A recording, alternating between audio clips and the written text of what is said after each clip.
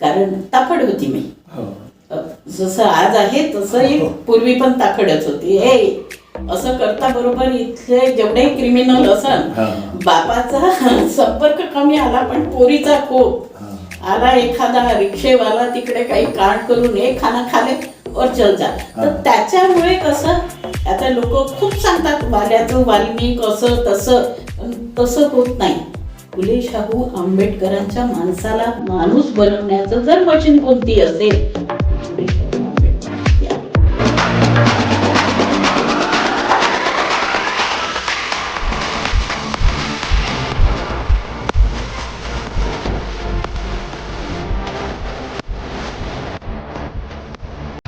आज अत्यंत महत्वाच्या व्यक्तीची आपण इथे मुलाखत घेतो आहे.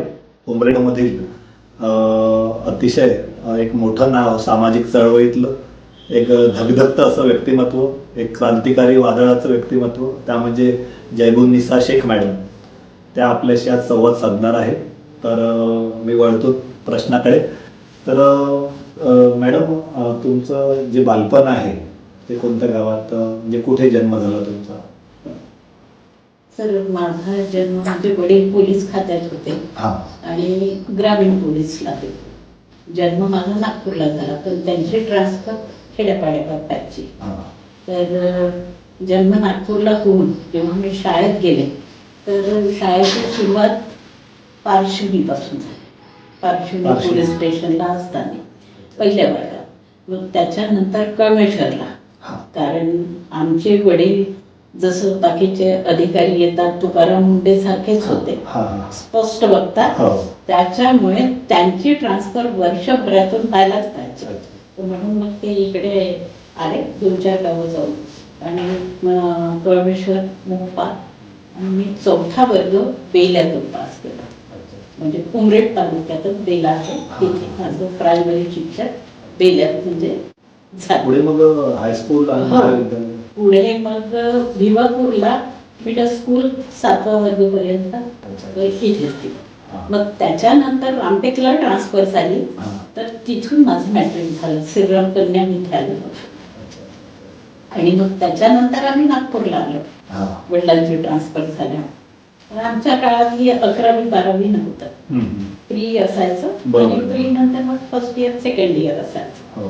नॉलेज कॉलेजला ऍडमिशन घेतलं आणि 1 वर्ष पूर्ण होत नाही प्री तर ट्रान्सफर झाली उमरेडला. मग ब्रेक झाला. त्यानंतर मग लग्न झालं. लग्नानंतर मग संसारात लागलं. तर सासर होतं यवतमाळ जिल्ह्यात दारगाव. पण प्रश्न असा आहे की आमचं जे कुटुंब होतं, आजोबा आमचे बाबासाहेबांचे कार्यकर्ता, म्हणजे असे खूप त्या काळात नव्हते पण उर्दू शिकलेले होते. पण शिकलेले लोक शिकलेल्या माणसांची कदर करत असतील, शेतकरी होते. तर त्याच्यामुळे त्यांना तो छंद होताच या चळवळीचा. त्याच्यानंतर ते पूर्ण कुटुंबात उतरलं. आजही आमच्याकडे पुराणाच्या पठणानंतर आम्ही पहिले संविधान बघतो. म्हणजे हे त्या काळापासून सवय लागली. आणि प्रश्न कसा आहे की जेव्हा मी तिथे प्रीला होते आणि हे सगळे चळवळ महात्मा फुल्यांचं आई शिकलेली होती माझी. त्या काळात 7वा वर्ग शिकलेली होती. 7 म्हणजे खूप झाले. तर तिला असं वाटायचं की बा आपण शिकलेलो आहोत, आपल्या मुली पण शिकल्या पाहिजे. मग काही लोक विरोध करायचे त्या काळामध्ये. आज एवढा विरोध आहे तर मुस्लिम समाजात तेव्हा. आणि उलट ते म्हणायचे की भाई पढाना है तो उर्दू पढाओ. तर आता बेल्याला कुठे उर्दू, भिवापूरला कुठे उर्दू. तर म्हणून माझी आई म्हणे माझी मुलं अडाणी राहण्यापेक्षा जीवनातलं त्यांना जीवन जगण्यासाठी हे शिक्षण पाहिजे आहे. अरबी तर आपण ते धार्मिक देतोच आहोत म्हणजे धर्मानुसार. तर म्हणून तिची जिद्द होती. तर आम्ही मराठी मीडियमने आमचं पूर्ण कुटुंब, सगळ्या बहिणी, 4 बहिणी आम्ही आणि 1 भाऊ, सगळे आम्ही मराठी मीडियमने शिकलो. आणि त्यांना शिक्षणाचा जास्त छंद होता बहिणींना. आणि मला कसं होतं की मी जेव्हा बेल्याला असताना 4थ्या वर्गात तेव्हा 66-65 युद्ध सुरू होतं. आपल्या देशात, म्हणजे चीनचं आणि हो. बांगलादेश. बरोबर. आणि इतकी कंडिशन खराब होती, लोकांना धान्य मिळत नव्हतं. अतिशय म्हणजे फार हलाखीची परिस्थिती होती देशामध्ये. जनसंख्या कमी होती पण खूपच हलाखीची परिस्थिती होती. पण देशामध्ये एकोपा होता आणि सगळं व्यवस्थित होतं.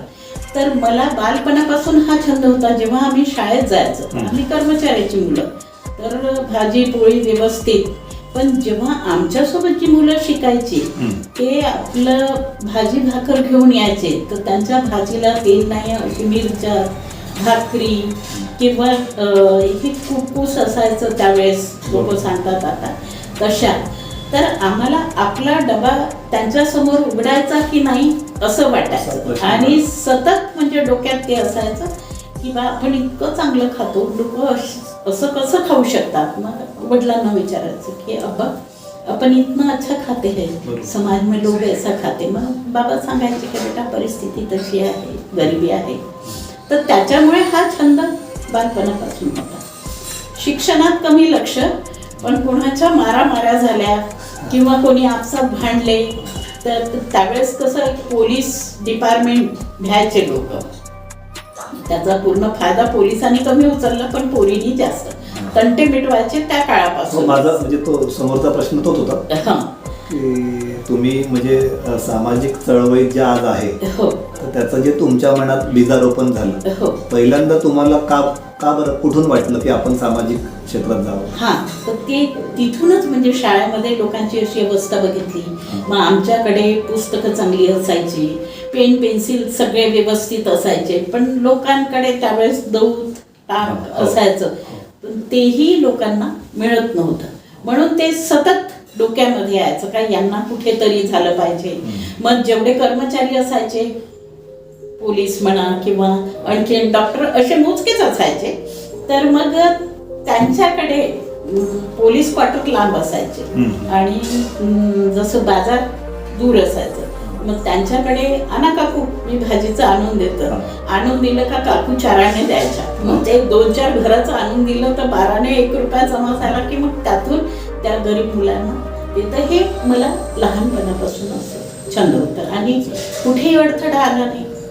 आई वडील पण म्हणजे कुटुंबासोबतच होतं त्याही वेळेस आणि त्याच्या नंतर. तुम्हाला काय वाटतं म्हणजे ही जी तुम्ही सामाजिक चळवळीत आल्या, त्याची काय प्रेरणा म्हणजे कोणापासून प्रेरणा? हां, तर मी तुम्हाला आधीच सांगितलं का आमचे आजोबा जे होते ते बाबासाहेबांचे कार्यकर्ता. बरोबर.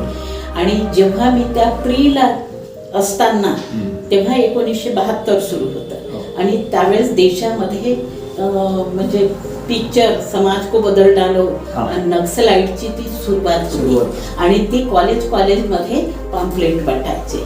तर असाच एक पॅम्पलेट त्यांनी तिथे पण दिला. मॉरेस कॉलेजच्या समोर आम्ही मुली उभ्या होते, तर त्याच्यामध्ये तो पीपल वार ग्रुप म्हणून आणि त्याच्यामध्ये ते सगळं लिहायचं की अपने को समाज में ऐसा करना है, अन्याय के खिलाफ लढना है, म्हणजे ती भाषा होती ती.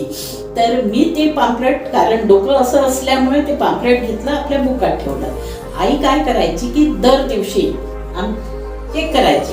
आमच्या आई वडिलांनी आम्हाला बाहेर फिरवलं, सगळं धर्माच्या विरोधात जाऊन, बाकीच्या समाजाच्या विरोधात जाऊन, पण त्यांनी आम्हाला इंटिमेशन दिलं होतं की गलत नाही, जिस दिन अगर गलत दिखे उस दिन तुम खतम है. तर ते भीतीच होती.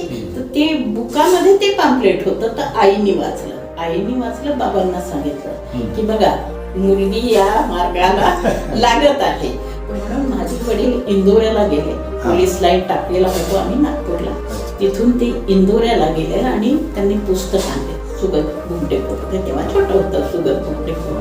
तर महात्मा फुलेचं आणि डॉक्टर बाबासाहेब आंबेडकरांचं धनंजय कीर आणि आत्मचरित्र लिहिलं होतं. हो, ते 2 मोठे पुस्तक घेऊन आले आणि त्यांनी आम्हाला बसवलं आणि सांगितलं की बेटा ये मार्ग है, ये पॉम्पलेट वाला मार्ग अपना नहीं है, ये अपने हीरो है, इन्होंने समाज में रहते हुए शिकस्त दी और आज उनके वजह से मुझे नौकरी मिली, मैं आपको पढ़ा रहा हूँ, अपना परिवार 2 वक्त का खाना खा रहा है.